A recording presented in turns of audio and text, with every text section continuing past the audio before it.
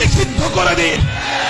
যারা আমার মায়ের বুক খালি করবে তারা এদেশের শিক্ষাঙ্গনগুলোকে কসাইখানায় পরিণত করবে। আমার মায়ের সন্তানরা পড়তে গিয়ে লাশ হয়ে মায়ের করে ফিরে আসবে। এমন ছাত্র রাজনীতি আমরা দেখতে চাই না। অবস্থা অনেকটাই এমন, আজ বাংলাদেশকে ভালোবাসাই সবচেয়ে বড় অপরাধে পরিণত হয়েছে। দেশের স্বার্থে কথা বলবেন, পিটিয়ে মারবে, অভিযোগ করবার কোনো জায়গা নাই।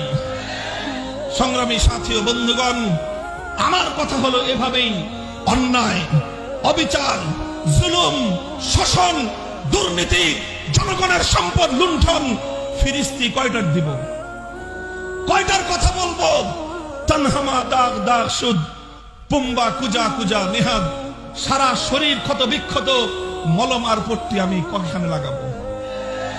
এভাবেই চলবে।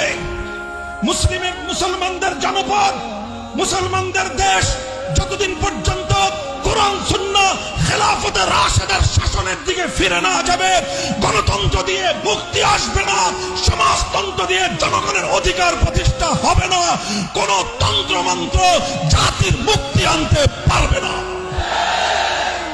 তাই হে তাওহীদি জনতা, মুসলমান, ঈমানকে ভালোবাসো, আল্লাহর কোরআনকে ভালোবাসো, আল্লাহর নবীর সুন্নাহকে ভালোবাসো, খেলাফতে রাশেদার আদর্শকে ভালোবেসে আসো। শপথ নেই আমার এই সোনার বাংলা থেকে সব অপশাসন, সমস্ত অন্যায়, অবিচার এগুলোকে দূরীভূত করে আমার মাতৃভূমিটাকে আমি শান্তির ফুল বাগানে পরিণত করব।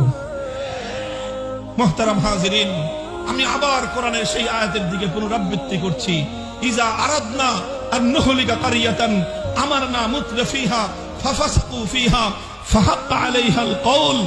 যখন এভাবেই নবীর বিরুদ্ধে কটূক্তি হয় ব্রাহ্মণবাড়িয়ায়, যখন এভাবেই নবীর বিরুদ্ধে কটূক্তি হয় বোরহানুদ্দিনে, যখন এভাবেই আবরার ফাহাদরা নিহত হয় বুয়েটের মাটিতে, যখন এভাবেই নুসরাতরা নিহত হয় এই বাংলার জনপদে, যখন এভাবেই ফেলানিরা ঝুলে থাকে আমার সীমান্তের কাঁটাতারে, একটার পর একটা যখন এভাবে অন্যায় ঘটতে থাকে, তার প্রতিবাদ হয় না, তার প্রতিকার হয় না, তখন সর্বশেষ আসমান থেকে খোদার গজব নেমে আসে।